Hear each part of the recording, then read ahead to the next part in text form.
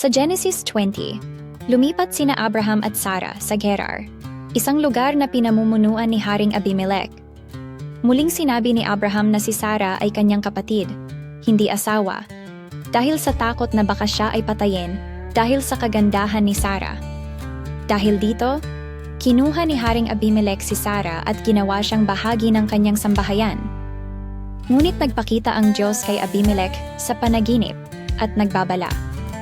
Mamamatay ka dahil kinuha mo ang asawa ng iba.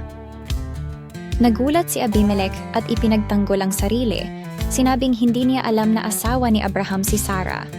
Sinabi ng Diyos na alam niya ang inosente niyang hangarin, kaya pinigilan niya si Abimelech na magkasala.